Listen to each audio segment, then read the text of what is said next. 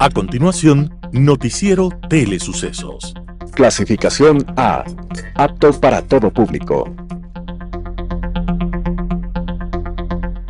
Un noticiero pensado para usted porque se lo merece.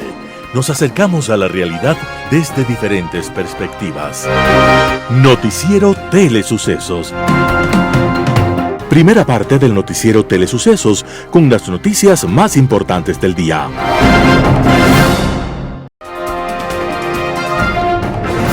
Un día como hoy.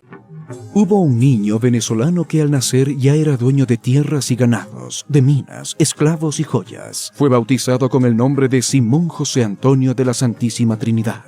Sus apellidos eran Bolívar Palacios, y la historia lo llama simplemente Simón Bolívar, el Libertador. Desde muy niño quedó huérfano de padre y madre, y su educación estuvo a cargo de su abuelo y su tío, y también de una esclava negra llamada Hipólita. Más tarde fue educado por el brillante caraqueño don Simón Rodríguez, y ya muy joven, la historia fue testigo de sus primeros actos insurreccionales contra el dominio español. De ahí en adelante, Bolívar se convierte en el más grande personaje en la lucha de los pueblos por su libertad. Bolívar recorrió a pie y a caballo 123.000 kilómetros, más que lo que hicieron Colón y Vasco de Gama juntos. 123.000 kilómetros por valles, ríos, desiertos, selvas y montañas. Suficiente distancia para dar 3 veces la vuelta al planeta Tierra. Hasta allá llegó Bolívar en su lucha por nuestra libertad. Y si se le compara con los grandes gobernantes de la historia, Bolívar fue presidente de la República de 5 países y llevó la antorcha de la libertad a la distancia de 65.000 kilómetros, 10 veces más que Aníbal el Legendario y el triple que Alejandro el Magno. Un día como hoy, 17 de diciembre de 1830, en Santa Marta, Colombia, Simón Bolívar estaba entrando en la inmortalidad para América y el mundo. Por eso recordamos en este día lo que de él dijera el poeta. con los siglos crecerá vuestra gloria, como crece la sombra cuando el sol declina. Las principales noticias del día. Titulares. Audiencia preparatoria del juicio del caso Purga se convocó para el 17 de diciembre. Juez advierte que no se aceptarán diferimientos. La hidroeléctrica Toachi-Pilatón estará 100% operativa en enero de 2025, anuncia el gobierno. Contraloría investigará la contratación de generadores eléctricos. En política internacional, la impronta del pasado. Los editoriales serán de César Ulloa, verdadera encuesta. Santiago Basabe, con dinero, cualquier decisión judicial se consigue. Noticias del día. Audiencia preparatoria de juicio del caso Purga se convocó para el 17 de diciembre. Juez advierte que no se aceptarán diferimientos. Para este martes 17 de diciembre del 2024 fue convocada la audiencia de evaluación y preparatoria de juicio en el caso denominado Purga, en el que se indaga el delito de delincuencia organizada relacionada con favores judiciales para terceras personas. En una providencia del pasado martes 11 de diciembre, el juez Javier de la Cadena indicó que la diligencia se realizará desde las 8:30 en el 8º piso, en las instalaciones de la Corte Nacional de Justicia y también de forma telemática. En dicha causa penal fueron vinculadas 25 personas, pero la Fiscalía General emitirá un dictamen acusatorio contra 23 de ellas. A otras 2 se abstuvo de acusarlas. El juez de la cadena señaló que se ha detectado que existen malas prácticas de los defensores con el afán de retardar el proceso y plasmó en su escrito una serie de advertencias a las partes procesales. Además, dijo que si se encuentran irregularidades se remitirá el expediente a la Judicatura para que investigue las actuaciones de los defensores y, de ser el caso, se pondrá en conocimiento de Fiscalía General del Estado. El juez dio paso al pedido de 5 de los acusados: Fabiola Gallardo, expresidenta de la Corte del Guayes; Pablo Muentes, ex legislador social cristiano; y los jueces Guillermo P., Johan M. y Alberto L., de participar en su defensa junto con sus abogados.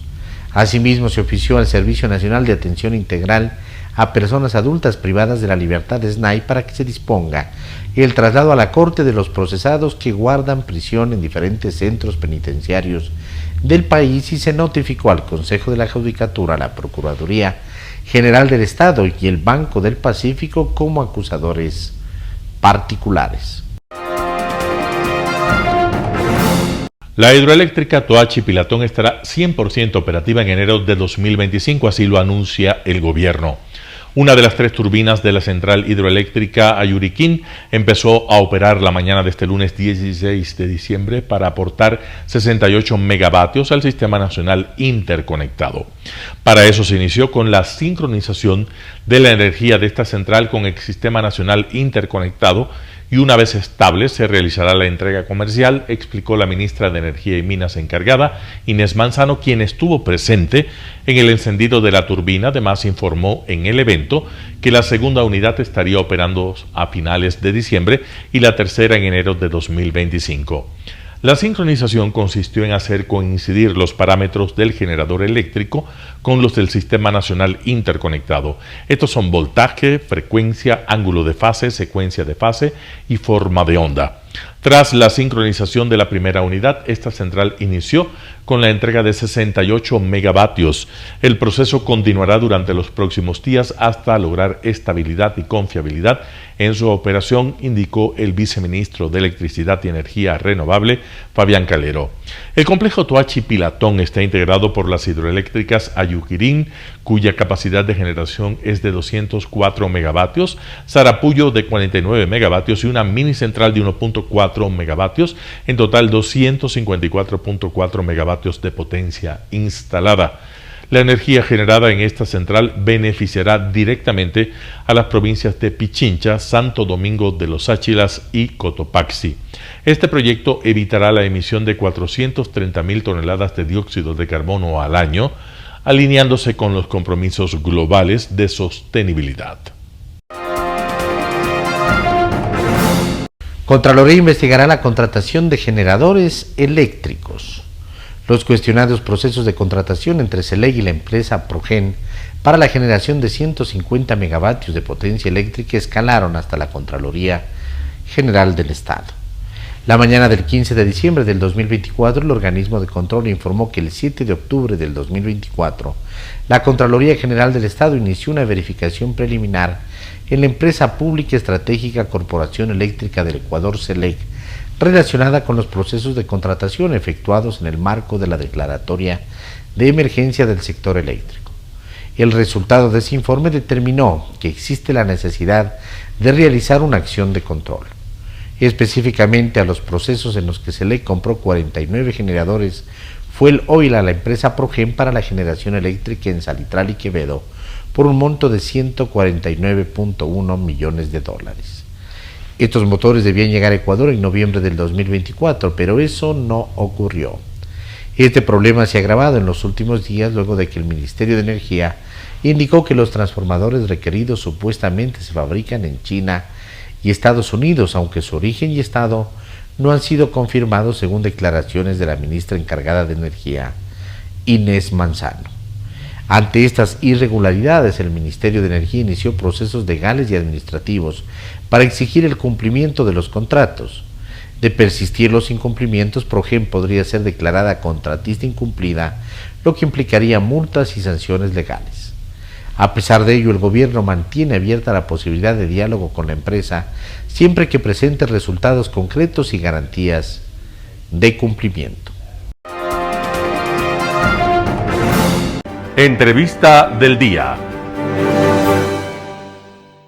En Radio Sucesos estuvo Cristina Hernández, presidenta de la Cámara de Comercio de Ambato, acerca de los apagones en el sector industrial. Es lo que habló. Escuchemos lo que dijo. Sí, en efecto. De hecho, yo siempre estoy procurando conversar con el gerente de la empresa eléctrica Ambato con el fin de tener una información mucho más clara y más directa. Sí, por ejemplo, aquí en Tungurahua no tenemos el caso de estas empresas de alto voltaje que ya desde, ¿no es cierto?, y que ya comenzaron el apagón 15 días. De hecho, tenemos solo una zona que está al 40%. Y en el caso de las zonas industriales, siguen los apagones, digamos, en los horarios fijos, ¿no? O en los días fijos, que prácticamente es entre miércoles y jueves en la zona del Parque Industrial Norte y en la parte sur también. Y viernes y sábado pero ya no son, digamos, ya no son días completos, ya estamos hablando de jornadas mucho más cortas, sin embargo, más o menos estamos hablando de 21 horas seguidas, ¿no? 21 horas seguidas en un día. Sí, a ver, les voy a decir exactamente por si me estoy equivocando. A ver, aquí yo tengo justo conmigo el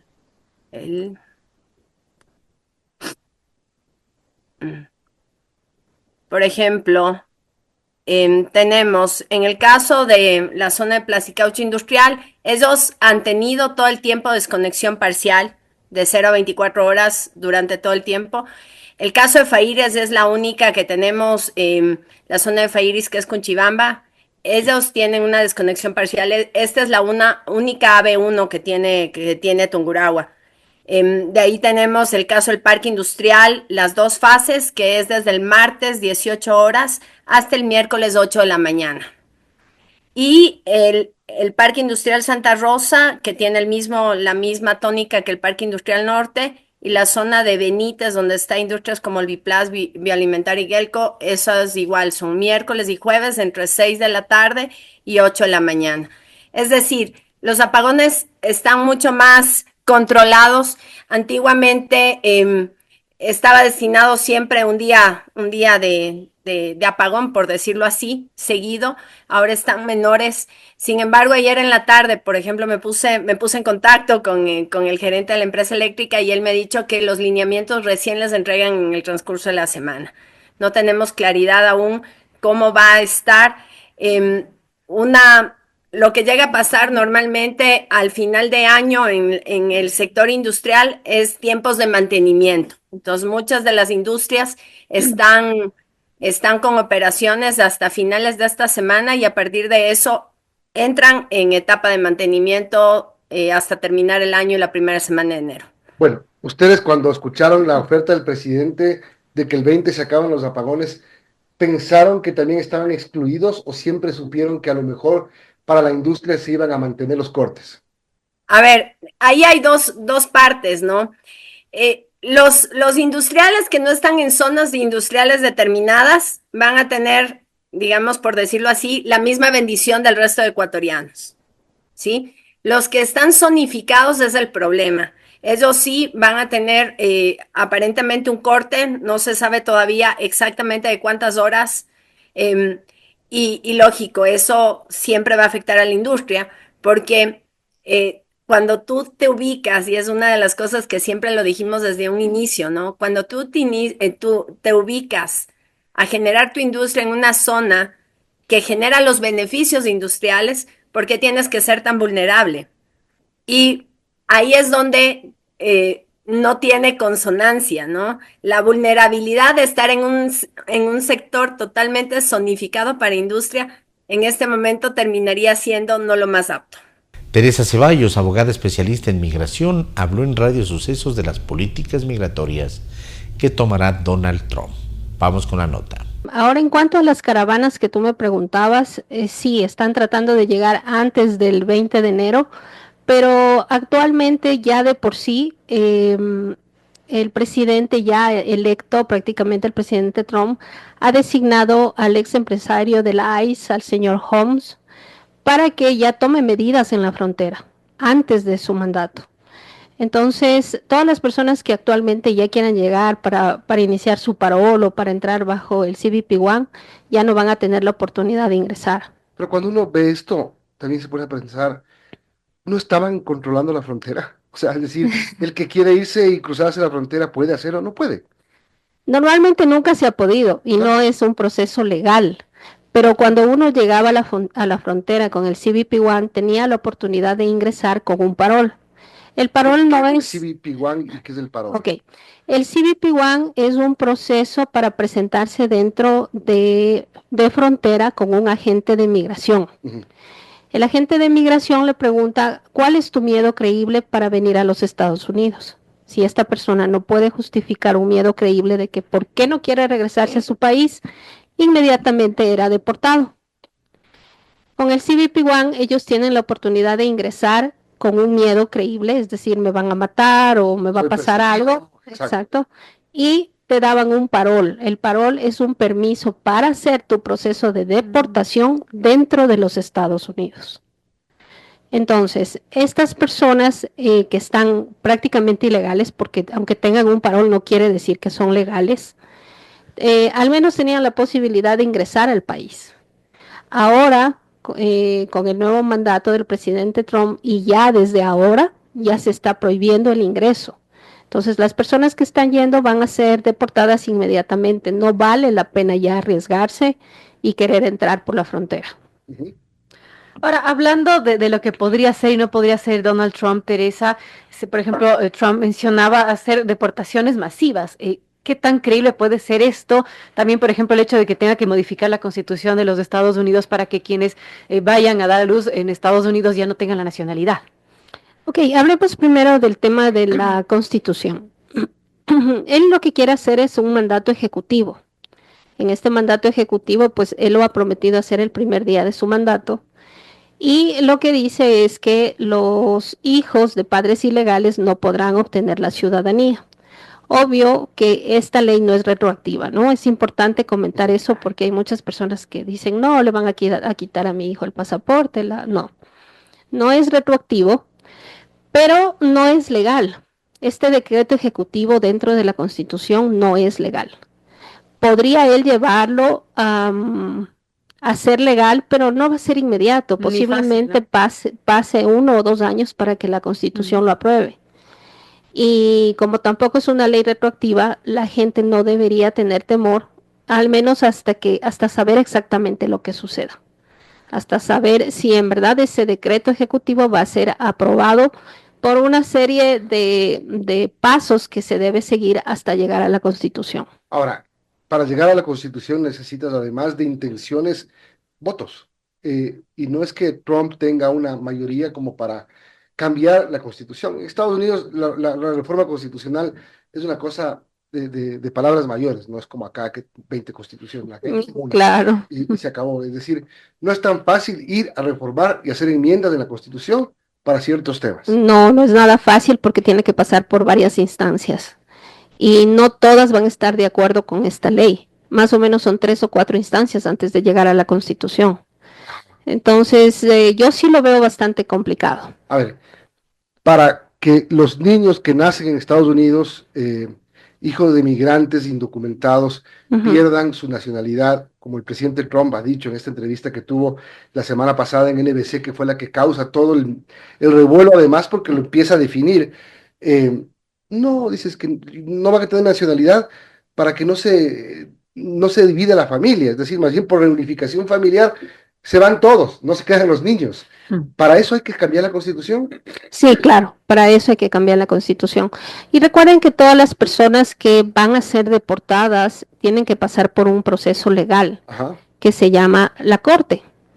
Entonces, Inmigración lo que hace o lo que ha hecho es ir pasando a todas las personas por este proceso, pero este proceso demora de 4 a 5 años. Tiene una tardía increíble debido a la falta de jueces y también debido a la falta de cortes. De tal manera que tomen en cuenta deportar más de 1 millón de personas y pasar todas estas por una orden de deportación va a ser imposible. En Impacto Informativo, Juan Esteban Guarderas, consejero del Consejo de Participación y Control Social, habló acerca del juicio político en su contra. Veamos lo que dice. En la función judicial, si usted tiene hasta las 5 de la tarde que presentar, usted puede presentar 4:59, claro. Y obviamente las ventanillas están abiertas. No, la asamblea es político, no tan jurídico, entonces, ¿verdad? Entonces no me permitieron ingresar esos documentos, lo cual es totalmente irregular. Entonces, obviamente yo estoy enjuiciando por cada una de esas cosas. Ahora, ¿qué pasó? Resulta que me mandan a mí un documento en donde se les dice a los asambleístas, les convocamos a los asambleístas para una reunión el día de ayer a las 7 de la mañana.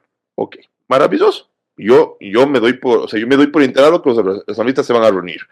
Normalmente, y claro, si no se me escribe a mí, se me dice, a usted le convoco para que venga a tal hora, ¿yo por qué tengo que ir? Y de hecho yo pensé en ir y le dije a mi equipo, a ver, vamos para ver qué es lo que está pasando. Y me decían, no, te vas a perjudicar. O sea, ¿para qué va a estar ahí de metiche si no te han convocado? Pero ¿por qué perjudicarse si ante todo testimonio deben estar las partes, pues, ¿no?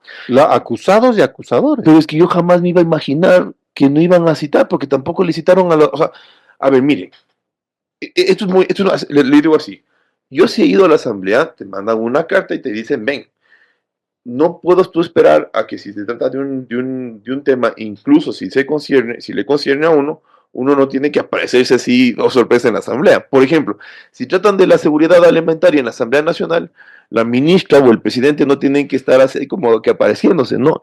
Y claro, y luego ellos me dijeron, no, pero son leguileyadas. Lo siento, eso es el primer año de derecho.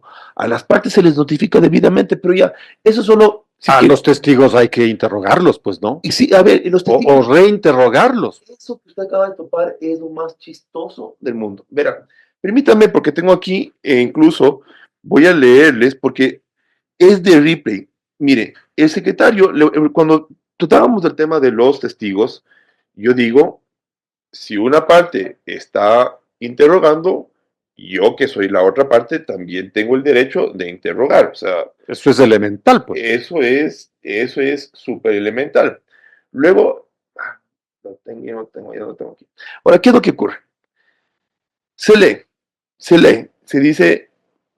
que tienen derecho a interrogar a los testigos, los asambleístas solicitantes, los asambleístas miembros de la comisión y las demás partes del proceso. Y yo pido que se lea eso. Y Pamela Aguirre dice, ahí está, ahí dice que solo pueden ser los asambleístas y los asambleístas solicitantes, y no reconoce el resto de partes. Entonces, de hecho, yo no pude interrogar al testigo que presentó la parte que me acusa. Entonces, en un proceso, un testigo es interrogado por las dos partes, yo no pude. Y como estábamos en modalidad virtual, aquí viene lo más chistoso, me silenciaban. Claro, porque en modalidad virtual ellos controlan el audio y el video. El audio y el video del Zoom, exacto. Entonces yo quería quejarme y de repente, ¡pam!, cerrado. Entonces yo podía estar gritando y diciendo, déjenme interrogarle al testigo, y no hay cómo. Y luego, entonces tiene ese tipo de cosas, ¿no? La presidenta de la Comisión de Fiscalización se quejó, pues me parece que hace un par de días, de que Juan Esteban Guarderas ha planteado algunas acciones de protección y que ella no las va a observar. Ay, sí, qué delicia. O sea, verá, yo les voy a hacer la vida a cuadritos. Ellos piensan que como tienen ese puesto y se sienten impunes y piensan que los juicios políticos pueden mangonearse como si fuera un juguete, sin la solemnidad que exigiría la Asamblea Nacional, ¿no? Esta es la Asamblea Nacional. Es un símbolo de la democracia ecuatoriana. Debería ser llevado con una dignidad, con una pulcritud. Entonces piensan que esto es un símbolo. Bueno, se dice que es el primer poder del Estado, ¿no? Sí, pero además la representación del pueblo ecuatoriano, o sea, debería ser lo más digno. Bueno, ellos no lo manejan así. Entonces, obviamente, yo lo que les dije es, por cada ilegalidad que ustedes cometan, yo les voy a poner un juicio, por supuesto. Yo no tengo por qué no hacerles la vida a cuadritos. ¿Cuántas ha presentado? ¿Cuántas acciones de protección? Hasta ahorita 2. Un panorama de noticias para su estatura intelectual.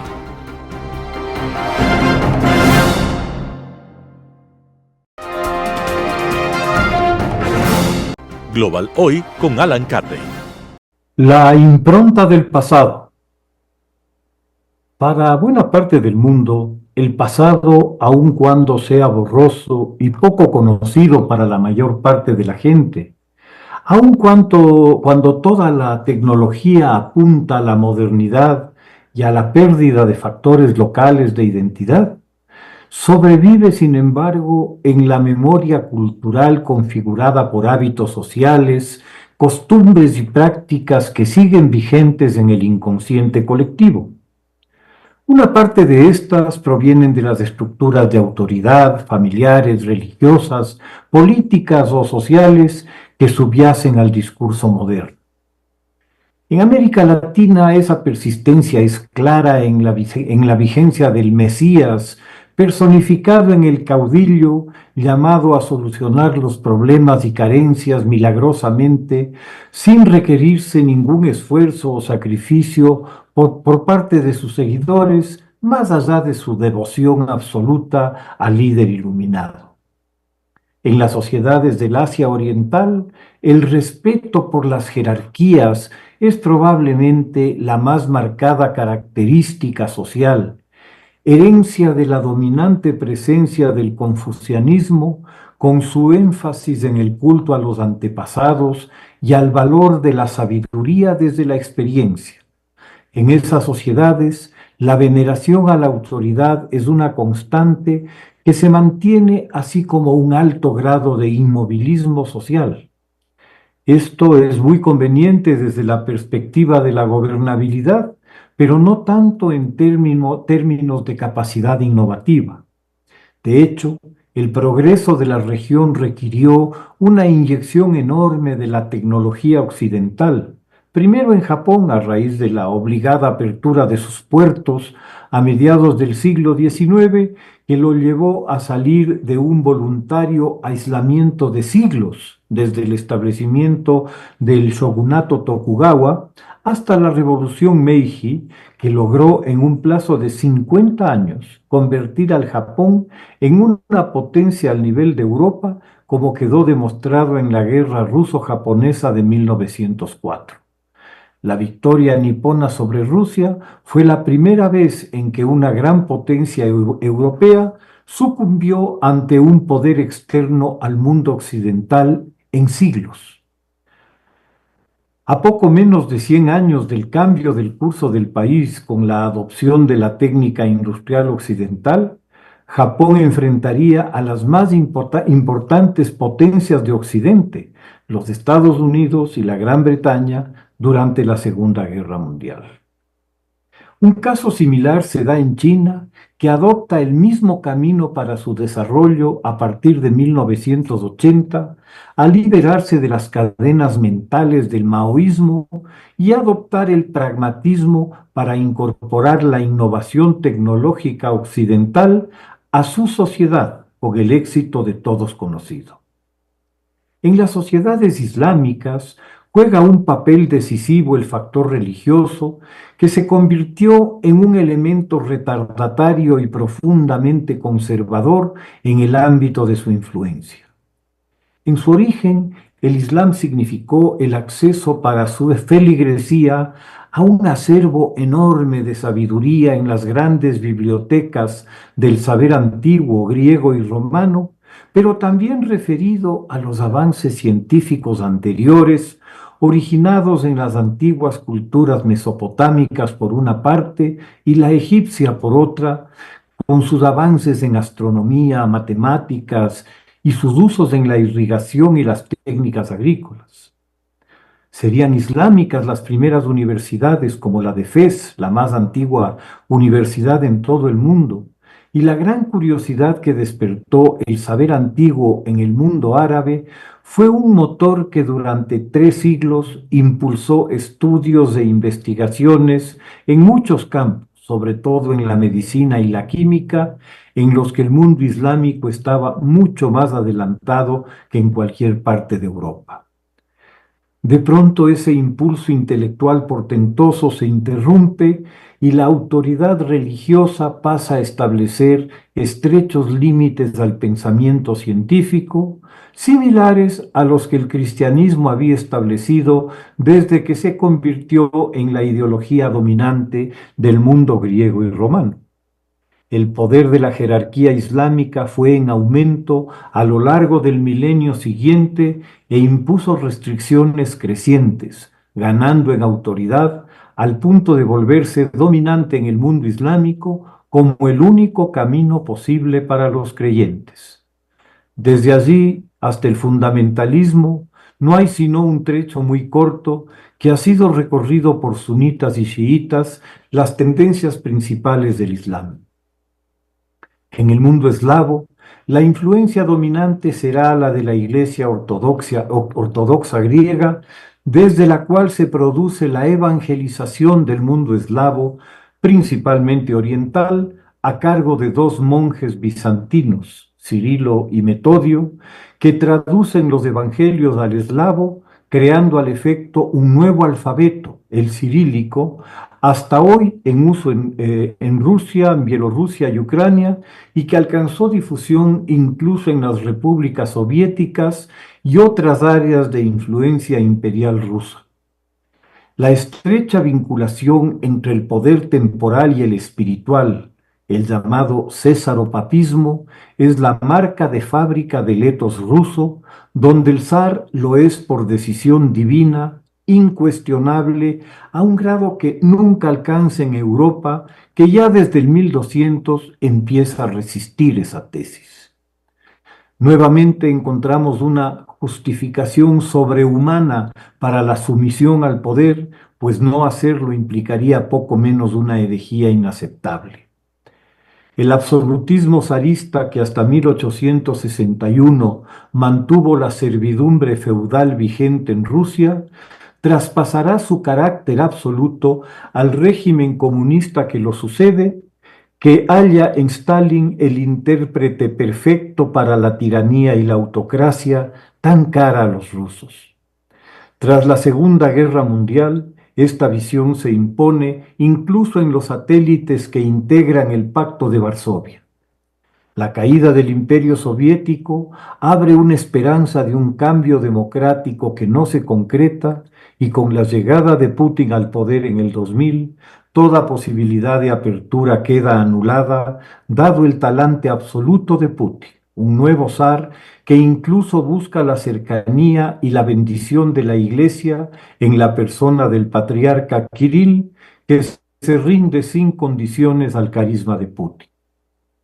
El imperialismo y el autoritarismo son parte fundamental de la identidad rusa y con Putin han retornado con toda su fuerza, como se ve en la promoción de líderes prorrusos en las exrepúblicas soviéticas, particularmente en las más próximas culturalmente.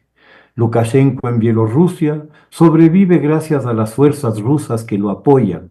Y en Ucrania, cuando su peón Yanukovych, tras traicionar su promesa de buscar el ingreso de Ucrania a la Unión Europea, es derrocado por la revolución de Maidán, y Rusia se quita la máscara y se apodera de Crimea en 2014 e intenta apropiarse de Ucrania en 2022, ocupando el 20% del país tras lanzar una guerra de agresión aún en curso. Para ir adelante con su proyecto de reconstrucción del Imperio Soviético, en Georgia, la patria de Stalin nada menos, se ha producido algo casi idéntico a lo que pasara con Ucrania, la toma del poder por prorrusos cuyo objetivo es evitar el ingreso de Georgia a la Unión Europea. Como es habitual, el modelo de intimidación contra la protesta ciudadana está en curso, y siendo Georgia un país pequeño, de una población reducida, aplicar la receta del terror resulta muy efectivo. Ya lo hizo en Chechenia, en las regiones georgianas de Abjasia y Osetia del Sur, en Crimea, por lo que parece en el Donbass, para seguramente proseguir con lo que va a quedar de Ucrania. ¿Qué vendrá luego? Es sin duda la incógnita por resolver y la angustia de Europa, pues las ambiciones de Putin han quedado manifiestas con sus exigencias de la salida de la Unión Europea y de la OTAN, de los países del bloque del Este que se incorporaron a estas después de 1992. El futuro lo dirá. Muchas gracias. Editorial. Verdadera encuesta, artículo de César Ulloa publicado en Diario La Hora. Preliminares. De esa manera se deben entender los resultados que circulan en las distintas encuestas. El voto es volátil y la indecisión ha caracterizado a todas las elecciones en nuestro país. Nunca estamos exentos de sorpresas y outsiders. En este contexto no sirven los triunfalismos ni la descarada sobradez. Cada día de campaña cuenta como cada voto. La caja de Pandora es una realidad y solo basta abrirla. El comportamiento electoral no es igual en las regiones ni en los segmentos de la población por edad y condición socioeconómica. Por tanto, nada está dicho. Esto apenas inicia, aunque haya candidaturas con mayor popularidad, lo que no significa aceptación, credibilidad y mucho menos intención de voto. La muletilla de los consultores políticos y analistas es conquistar el voto joven. Las estrategias que se despliegan no dejan de subestimar a este segmento de la población, pues se generaliza la idea, por cierto equivocada, que unos segundos en TikTok o pantallazos en Instagram fidelizan al electorado, como si las redes sociales podrían resolver que 7 de cada 10 jóvenes están desempleados, que cerca de 200,000 chicos y chicas se quedan por fuera de acceso a la educación superior, que la primera causa de muerte son los homicidios y luego los suicidios, que un gran porcentaje quiere salir corriendo del país, que el embarazo adolescente es una realidad sin solución en años y que estos mismos jóvenes son presa fácil de las bandas criminales y en algunas provincias en donde la delincuencia ha hecho su reino. El reduccionismo acerca del voto joven es monumental. Los temas no terminan el ambiente, la diversidad sexual y los animales, pues ahora son de vital importancia la seguridad, la energía eléctrica, la salud mental, el empleo, el bienestar de su contexto más próximo. Es decir, en el voto joven influye el hecho de que sus padres estén desempleados, que uno de sus familiares haya sido víctima de la delincuencia, que en sus colegios y universidades no haya una ética del cuidado, que la sociedad siga teniendo brechas grotescas y cada vez mayores.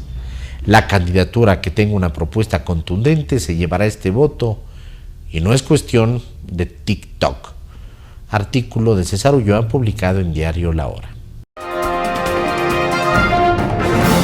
Con dinero cualquier decisión judicial se consigue. Santiago Basabe, Primicias. Una de las máximas que orienta la vida social de Ecuador es que con dinero se consigue prácticamente cualquier decisión judicial. Si además de dinero se tiene influencia política, mejor. Ahí se consigue incluso que se declare el día como noche o viceversa. Hasta lo más descabellado es factible y depende simplemente de cuán generoso sea el oferente y cuán ambicioso sea el juez o fiscal. Todo tiene su precio, desde la providencia más insignificante, pasando por la tarifa extra para sacar copias de los expedientes o el cariñito al perito, hasta la sentencia en sala de casación de la Corte Nacional. Todo se puede hacer o deshacer, solo es cuestión de proponer. No hay distinción por importancia del caso ni tampoco por el tipo de juzgado que tramita el entuerto. A todo nivel la corrupción es posible, aunque con algunas diferencias de forma. Si son cosas de poca monta, lo que se litiga se paga menos y se negocian cuestiones puntuales. En ocasiones basta que el propio usuario del servicio judicial identifique al funcionario que se encarga del intercambio para que lo que se busca se consiga. No hay mucho trámite ni ciencia en ello. Abarcadora como es, la corrupción judicial no distingue clase social ni entorno cultural. Con que el dinero esté por delante, los jueces o fiscales se ponen a las órdenes. En las causas más cotidianas de cualquier juzgado o fiscalía, se puede observar este tipo de operación delictiva. Si se trata de cuestiones más importantes, de esas que llegan a las cortes provinciales, la cosa cambia. No alcanza solamente con tener dinero. Ahí se necesitan contactos. Ni cualquier abogado ni cualquier servidor judicial sirven por igual. Hay que saber quiénes son los elegidos del juez o del fiscal, los lobistas, diríamos, para darles una mayor sofisticación. Agnados o cognados del funcionario corrupto o amigos cercanos son los que se dedican a la tarea de mediar entre la impudicia del que decide y la ausencia de principios éticos del abogado defensor y su cliente. Como hay más sujetos en la relación delictiva, la negociación toma más tiempo y el pago es mayor. Todos llevan. Entre todos se conjuga. Además, no hay que olvidar que son salas de 3 jueces y ahí la solidaridad prima. El ponente tiene una tajada más grande, pero las firmas de sus colegas de tribunal no se dan gratis. Pero si el entuerto es de quilates y hay que ir a la Corte Nacional, el guión y actores son distintos. Primero, el lobista viste mejor traje y eso tiene que ser subvencionado por los justiciables. Segundo, hay estudios jurídicos con los que los jueces tienen más confianza para las trafacías. Así que, para mayor fluidez del negocio, será preferible contar con sus servicios. En algunos casos, esa no es solo una sugerencia, sino una imposición. Si se cuenta además con el espaldarazo de un amigo metido en la política, mejor aún. Casi todos los jueces deben favores, muchas veces relacionados con su propia llegada a los cargos, por lo que eso, la influencia política, siempre ayuda. No exime del pago, desde luego. Te ayudo con el caso, pero igual pagas y bastante. Como los intereses son jugosos, no se retribuye necesariamente en vil metal. En ocasiones, un cargo clave para el familiar o el amigo con el que se hace otro tipo de negocios ilícitos es la mejor moneda de intercambio. Lleva el juez de primera instancia, los de cortes provinciales y los nacionales. Unos usuarios pagan poco y otros mucho. El mortal de a pie se endeuda para la coima menuda y el señorón incluye en alguna cuenta contable obscura los montos asignados para este tipo de gestiones judiciales. Los abogados que patrocinan bajo este esquema, felices, llenos de fama y prestigio mal habido. En ocasiones, cuando la desfachatez es su compañera de vida, hasta se dan modos para aparecer en los medios de comunicación, llamando a la transparencia y ruborizándose por el lodazal que ellos mismos se encargan de promover día a día. Por eso la gente cada día prefiere resolver sus problemas por mano propia o por una prestada, con costas, aunque no tan altas, y con resultados efectivos y rápidos. Esa es la radiografía de nuestra justicia. Con dinero se puede conseguir prácticamente cualquier decisión judicial. Ahí está resumido en una sola frase el macabro escenario con el que convivimos. Afortunadamente no todo está perdido. Hay un puñado de jueces, fiscales y operadores de justicia honestos que bregan día a día con la indeseable tarea de tener en la oficina contigua a delincuentes de alto calibre y que pese al hedor que tienen que soportar, siguen ahí luchando por recuperar algo del prestigio que alguna vez, hace mucho, tuvo la justicia ecuatoriana. Santiago Basabe, Primicias. Noticias internacionales. Francia teme hasta 1000 muertos en Mayotte tras el paso del ciclón Chido. Las autoridades temen hasta 1000 muertos en la isla francesa de Mayotte tras el paso de lo que han denominado el peor ciclón del siglo que ha arrasado este territorio francés de ultramar. El Ministerio del Interior asegura que está resultando difícil dar una cifra exacta de muertos, pero el prefecto de Mayotte cree que el número de muertos podría llegar a 1000. De momento, el hospital de la isla, que tiene unos 300.000 habitantes, ha confirmado que hay al menos 246 heridos ingresados, entre ellos 9 en estado crítico. El ciclón Chido azotó Mayotte con vientos superiores a 220 kilómetros por hora y también afectó a las islas cercanas de Comoras y Madagascar.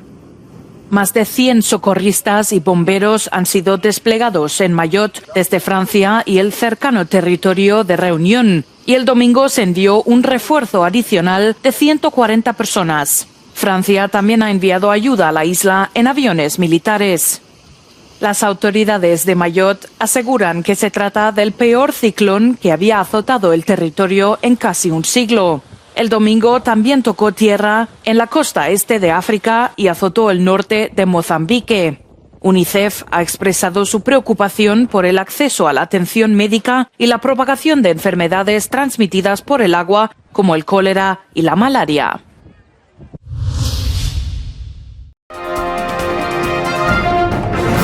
Informe estima caída del PIB por deportaciones masivas. Consecuencias económicas perjudiciales traería la deportación masiva de migrantes, es lo que advierte un estudio del Instituto Brookings. Destaca el informe que el crecimiento del Producto Interno Bruto se reduciría entre 30 y 110 mil millones de dólares en 2025. Organizaciones alertan. Calculamos que la mayoría de estas personas son participantes muy activos en la fuerza laboral. Tenemos industrias clave como la agricultura que están sufriendo tanto por la falta de trabajadores que por primera vez en la historia de nuestra nación hemos comenzado a importar más alimentos de los que exportamos, lo que en realidad es una preocupación de seguridad nacional. Pequeñas empresas destacan los retos que traería a su industria la carencia de mano de obra calificada para el trabajo que con frecuencia es inmigrante.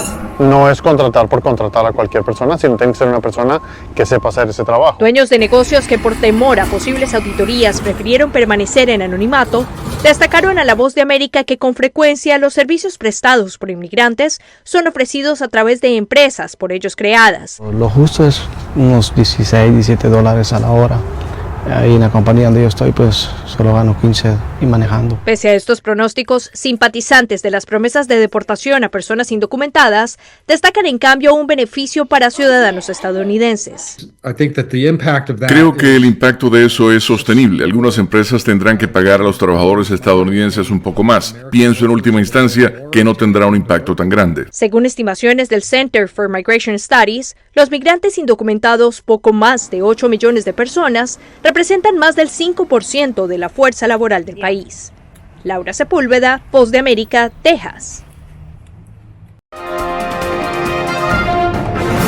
La Unión Europea da el primer paso para entrar en contacto con los rebeldes sirios. La alta representante de la Unión Europea para Asuntos Exteriores, Kaja Kallas, enviará un diplomático a Siria para facilitar las relaciones con los nuevos líderes rebeldes del país, ahora que se ha iniciado la transición política. So we will also discuss today in the Foreign Affairs Council how we engage with the new leadership of Syria and on what level we engage with the new leadership. And of course, what more steps are we willing to take if we see that Syria goes to the right direction. Su decisión llega mientras el enviado especial de la ONU para Siria se reúne con el líder rebelde en Damasco. Naciones Unidas ha subrayado la necesidad de aumentar la asistencia humanitaria a Siria y poner fin a las sanciones. And then, of course, it's the whole question about economic recovery. We need to see that this is tricky. We will hopefully see a quick end to sanctions so that you can see really rallying around building up Syria yet.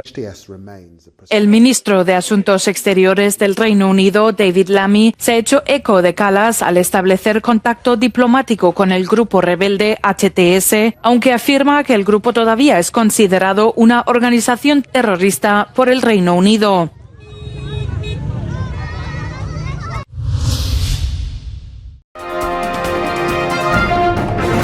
El primer ministro irlandés considera lamentable la decisión de Israel de cerrar su embajada en Dublín. El primer ministro de Irlanda, Simon Harris, ha calificado como profundamente lamentable la decisión de Israel de cerrar su embajada en Dublín. Harris ha dicho que su gobierno no cambiará su posición sobre la cuestión de los dos estados, respaldada también por España o Bélgica. Israel anunció este domingo que cerraría la embajada irlandesa y ha tildado la decisión del gobierno celta de política anti-israelí. I will push back very strongly against any attempt by any country to misrepresent Ireland's position. Ireland is not anti-Israeli, but Ireland is absolutely anti the starvation of children, is absolutely anti-killing of civilians, and is absolutely pro-peace, pro-international law, and pro-human rights. Mientras tanto, las fuerzas israelíes continúan atacando el norte de Gaza mientras el número de muertos palestinos se acerca a los 45.000. Un ataque aéreo ha alcanzado un colegio en la ciudad de Beit Hanoun y ha matado al menos a 15 personas, según el hospital donde llevaron a las víctimas. En la ciudad de Gaza, al menos 17 personas, inclusive 5 niños, han muerto en 3 ataques aéreos que alcanzaron casas que albergaban a personas desplazadas. El ejército de Israel ha asegurado que el ataque estaba destinado contra células terroristas en la ciudad de Gaza y en Beit Hanoun.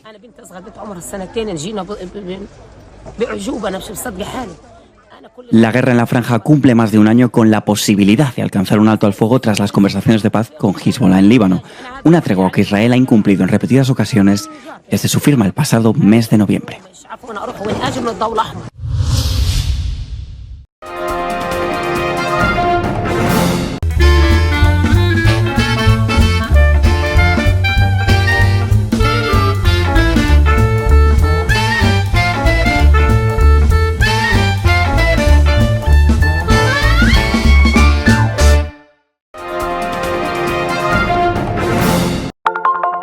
Telesucesos, Canal 29 UHF de la ciudad de Quito.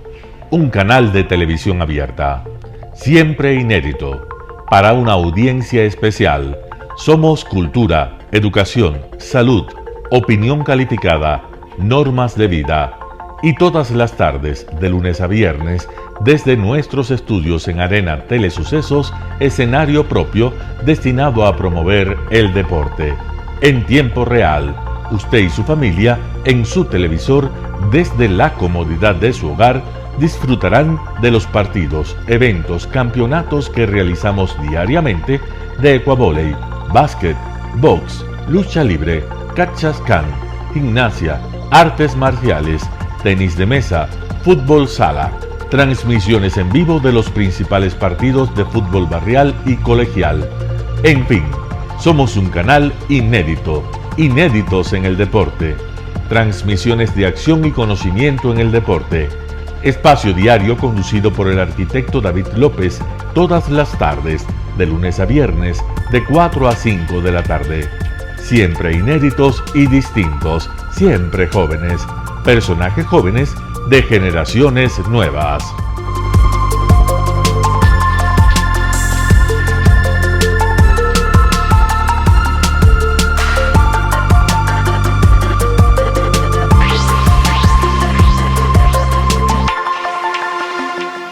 El término arena dejó tiempo atrás de ser sinónimo de muerte. Hoy es un espacio de vida, de desarrollo de una de las actividades básicas del comportamiento humano, el deporte, que quizá, como ninguna, moviliza sentimientos y emociones, elimina como principio la violencia, intereses personales, trampas, desunión e intrigas. El deporte, con sus valores, solo deberá entregar mensajes de bien para mejorar las actuales estructuras sociales y políticas en deterioro en las que vive nuestro país. Hoy entregamos a nuestra audiencia de la ciudad de Quito deportes y en especial a la parroquia de Calderón, uno de los sectores populares de mayor desarrollo de la ciudad, con una población estimada en 1 millón de habitantes que están en contacto diario con el canal 29 UHF, presente con sus instalaciones deportivas en Llano Grande, su centro de gravedad. Telesucesos, desde nuestro estudio principal y en el de Arena Telesucesos, es el único medio de televisión que transmite de lunes a viernes 4 horas diarias de diversos eventos y novedades deportivas: el ecuavóley, básquet, tenis de mesa, halterofilia, taekwondo, esgrima, box, cachascán, gimnasia olímpica. Pueden ser observados en Canal 29 UHF y en todas las redes sociales en su televisión, sin ningún costo, desde la comodidad de su hogar, en nuestro canal y en las redes sociales. Arena Telesucesos es el escenario en donde el deporte tiene vida. Nuestros invitados y jugadores están en la cancha junto a usted y como nunca antes en la pantalla de su televisor, acercándole a un espectáculo inolvidable de luz, color y fiesta. Por fin usted encuentra el deporte que practica y que nunca es transmitido ni considerado por otros medios de comunicación con la importancia que nosotros le damos. El ecuavóley es el gran protagonista en una cancha con todos los estándares y comodidad para su práctica. Es el único deporte ecuatoriano con partida de nacimiento ecuatoriana. Somos inéditos, nos acercamos al deporte popular de nuestra gente que comparte nuestros esfuerzos. En Arena Telesucesos, aparte del atractivo de los eventos deportivos que transmitimos con nuestra señal a los televisores de su hogar, también entregamos muchos de los valores que encierra el deporte y en especial privilegiamos nuestra identidad nacional en el ecuavóley, jerarquizando su presencia como el deporte con partida de nacimiento en nuestro país. Telesucesos no solo entrega en su programación de deportes un espectáculo, sino que impulsa, privilegia y exige a quienes participan que sean parte de los valores y méritos que el deporte encierra: esfuerzo, superación, perseverancia, respeto, solidaridad, compañerismo, disciplina, puntualidad, sana competencia, honradez en la cancha y fuera de ella. La práctica deportiva siempre generará beneficios positivos para su cuerpo y entregará salud estable, pero refuerza además la identidad personal y premia siempre el éxito conseguido. Estamos entregando a nuestra ciudad con Arena Telesucesos un esfuerzo más de un medio que es fiel a su identidad y que a través de sus contenidos de salud, cultura, opinión calificada y ahora deportes, pretende difundir lo que, aparte del entretenimiento, requiere nuestra gente. Lo hasta ahora realizado está hecho con mucho esfuerzo, pasión y el entusiasmo de nuestra parte, de nuestros empleados, trabajadores y pequeños empresarios que creen en nuestras motivaciones. Hemos dado los primeros pasos para este proyecto que seguiremos haciéndolo gracias a ustedes. ¿Cómo llegar? Nuestras instalaciones se encuentran en el norte de la ciudad, en un sector de gran crecimiento y desarrollo urbano al que se accede a través de la vía E35, más conocida como la Avenida Panamericana Norte. Desde el centro comercial El Portal, a 2 kilómetros a la derecha, se encuentra la calle García Moreno, antiguo camino a Llano Grande, una arteria en la que se desarrollan dinámicos comercios. Junto al centro comercial Ciudad Alegría, a 100 metros, hemos llegado a nuestras instalaciones, Arena Telesucesos, la cancha del Ecuavoley. Telesucesos, siempre inédito, nuestro canal online a la vanguardia tecnológica, 24 horas de programación continua a través de Internet. Telesucesos Internacional. En el Ecuador y en el mundo, Telesucesos Internacional. ¿Cómo lo sintoniza? Ingresando a www.telesucesos.net. Telesucesos Internacional. Telesucesos, el canal de televisión siempre inédito.